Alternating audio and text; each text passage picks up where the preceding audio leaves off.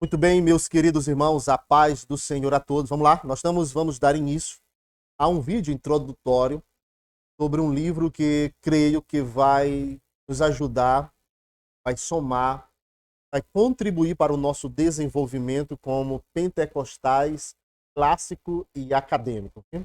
E aí nós temos já aqui na nossa tela, eu estou usando formato Kindle, que eu ainda não tenho o livro no formato físico, para nós lermos um ponto que mais logo eu vou falar aos irmãos. Nós temos aqui Teologia Pentecostal em diálogo com N.T. Wright. N.T. Wright hoje é um dos maiores peritos, estudiosos do Novo Testamento. E aí ele tem sua formação praticamente acadêmica sobre os originais, primitivos, tá bom? Então os irmãos têm toda a liberdade de adquirir o livro. Eu vou adquirir, tá bom? Creio que os irmãos também serão bem aventurados e bem instruídos se adquirirem também esse livro. Vamos lá? N.T. Wright e os Pentecostais. Vamos começar a nossa leitura, tá bom? Diz assim: embora a nossa análise tenha traçado o pensamento de Wright com contornos amplos e leves, certamente existem pontos, pelo menos quanto aos detalhes, nos quais os pentecostais podem não concordar com o ex-bispo de Durham. Deixaremos as análises mais detalhadas para os demais ensaios deste volume, concentrando-nos, em vez disso, em três áreas nas quais Wright e os pentecostais demonstram ter grande afinidade. Desse modo, estabeleceremos a estrutura para uma interação mais detalhada. A primeira delas é a importância que temos, ou que tanto Wright como os pentecostais atribuem ao papel da narrativa em sua orientação teológica. Conforme demonstrado em nossa breve análise, Wright compreende a redenção de Deus em Cristo não segundo categorias primariamente teológicas, mas como um drama. O drama do relacionamento entre Deus, seu mundo e os seres humanos. Segundo indicado no diagrama, o vocabulário teológico emerge do drama, mas nunca é separado dele. A narrativa das relações entre Deus e o mundo não é simplesmente o meio da mensagem, mas a própria mensagem em si. A abstração, por mais útil e necessário que seja, diminui o poder presente na narrativa.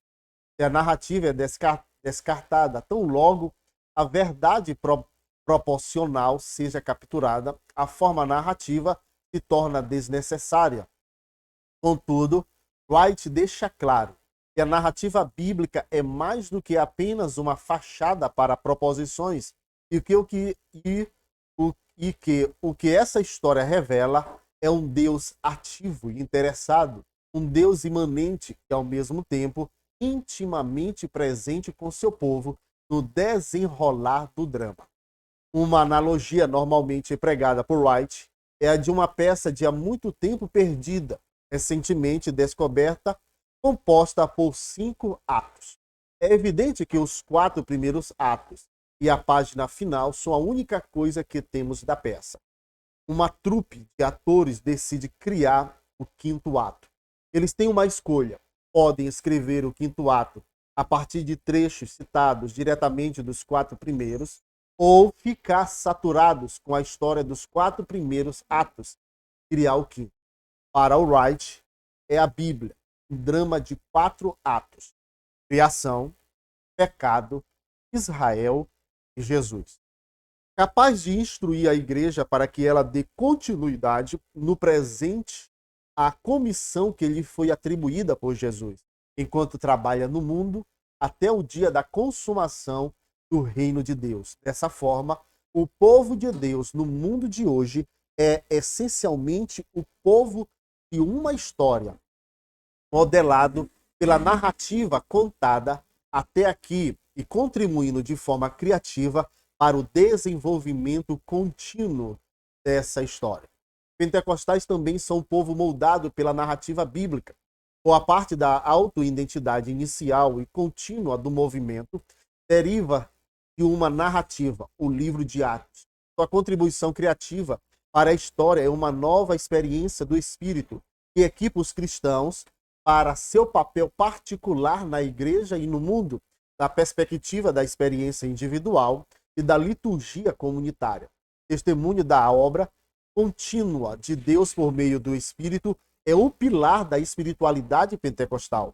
Familiarizar-se com o programa geral de Wright, na medida que relata a história das relações entre Deus e o mundo, pode fornecer aos pentecostais uma leitura profunda dos 4 primeiros atos do drama, ao mesmo tempo em que atuam nele, não apenas como povo de uma identidade diferente, mas como um povo em continuidade e em comunhão com a Igreja Universal ao longo dos séculos.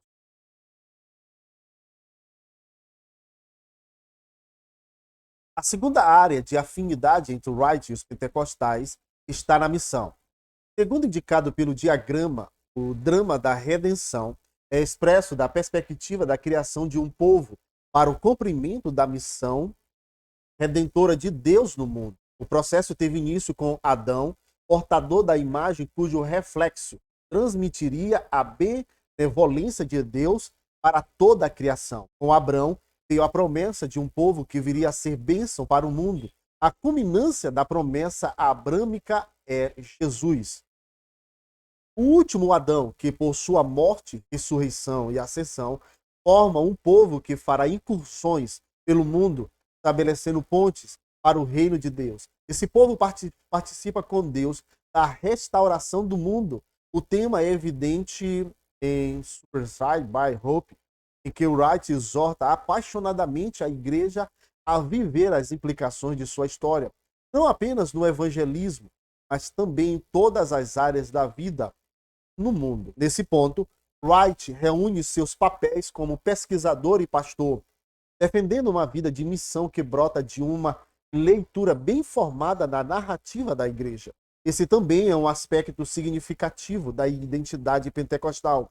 Inicialmente, os pentecostais entendiam o batismo no Espírito como o recebimento do equipamento para a missão no mundo, embora, com frequência, isso se tenha manifestado exclusivamente da perspectiva do evangelismo.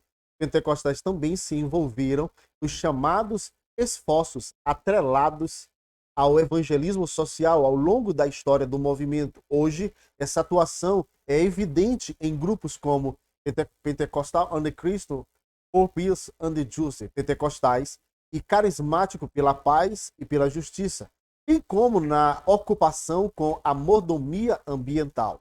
O foco de Wright na capacitação do espírito para cumprir essa missão é certamente algo que soa bem aos ouvidos dos pentecostais.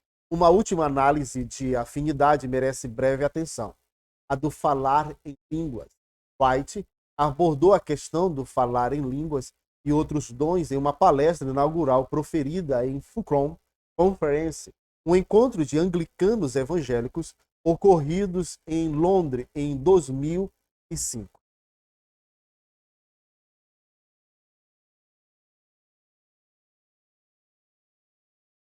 Wright afirma tanto a existência como a importância dessas manifestações do Espírito. Entretanto, o ex-bispo de Durham enquadra seu entendimento nos moldes da estrutura de pensamento que desenvolvemos nesta análise, divergindo, nesse ponto, de algumas formulações pentecostais quanto ao que esses dons carismáticos realmente representam.